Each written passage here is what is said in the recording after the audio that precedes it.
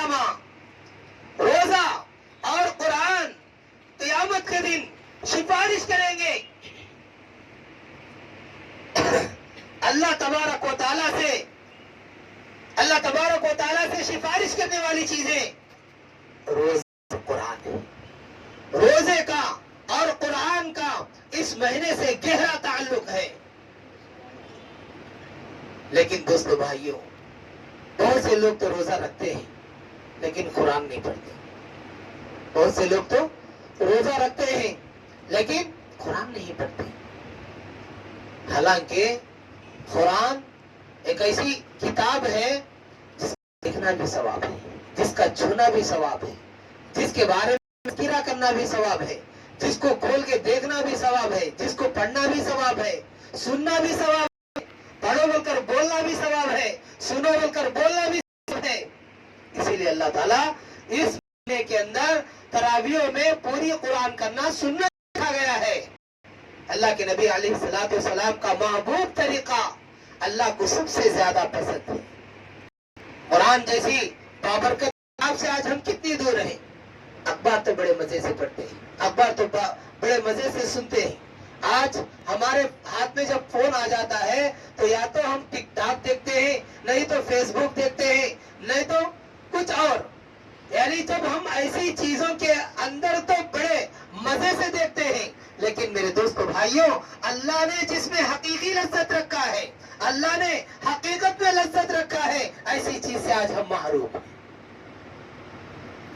قرآن کے اندر اللہ نے بڑی لذت رکھا ہے، ایسی لذتوں سے آج ہم محروم۔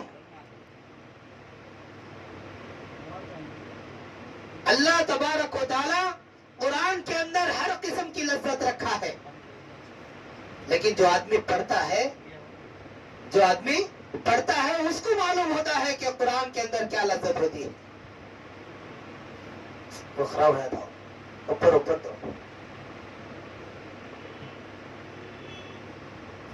تو میرے دوستوں، میرے بھائیوں، اللہ تبارک و تعالی ہمارے لیے قرآن کو ایک رہبر بنا کے بھیجا ہے۔ افلا یتدبرون القرآن، قرآن تمہارے لیے ایک سوچنے اور سمجھنے کے لیے ہم نے بھیجا ہے۔ کیا تمہاری عقلوں میں کوئی چیز اٹکی پڑی ہے یا تمہارے عقلوں پر کوئی پردہ پڑا ہوا ہے؟ اللہ رب العزت ہم کو غور و فکر کے لیے قرآن بھیجا ہے، اور قرآن ایک ایسی کتاب ہے جس کو دل سے، ایمان سے، یقین سے پڑھتا ہے، میرے دوستو بھائیوں، اس کو راہ راست پر لاتی ہے۔ الف لام میم ذالک الکتاب لا ریب فیہ ھدی للمتقین۔ روزہ آدمی رکھتا ہے تو وہ متقی بنتا ہے۔ جو آدمی متقی بنتا ہے، قرآن اس کو سیدھے راستے پر لاتا ہے۔ قرآن کا اور روزے کا گہرا تعلق ہے۔ آج ہم روزہ رکھتے ہیں تو قرآن نہیں پڑھتے، قرآن پڑھتے ہیں تو روزہ نہیں رکھتے۔ اللہ نے اسی لیے قرآن کو فرض کیا نماز میں پڑھنے کے لیے۔ قرآن پڑھے بغیر آپ کی نماز ہی نہیں ہوتی، قرآن پڑھے بغیر آپ کی نماز ہی نہیں ہوتی۔ اللہ نے اتنا اہم قرآن کو کر دیا، لیکن آج ہم کو قرآن پڑھنے نہیں آتا۔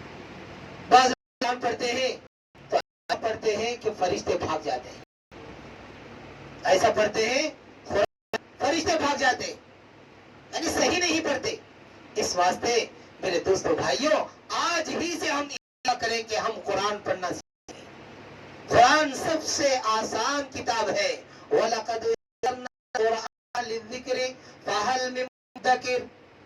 پڑھنے والے کے لیے بھی آسان، سمجھنے والے کے لیے بھی آسان، عمل کرنے والے کے لیے بھی آسان۔ قرآن اللہ کی کتاب ہے، جس کے سینے میں قرآن ہو اس کو دنیا کی کوئی کچھ کر نہیں سکتی۔ جس کے سینے میں قرآن ہے وہ قیامت کے دن بڑا آرام و سکون سے ہوگا، کیونکہ الصیام والقرآن یشفعان للعبد یوم القیامہ۔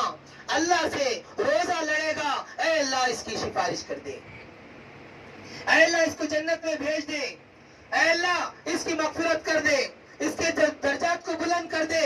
یہ دنیا میں مجھے پیاس کی حالت میں پانی نہیں پیتا تھا، کھانا نہیں کھاتا تھا، اور اپنی نفسانی خواہشات सिगरेट को भी नहीं पीता था, गुटखा भी नहीं खाता था, और अपने हलाल और लजीज कामों से भी तेरे हुक्म पे दूर रहा करता था। इसलिए आज इसको वो लज्जतें अता फरमा जिन लज्जतों को इसने तेरे नाम पे छोड़ा था, वो सुकून नसीब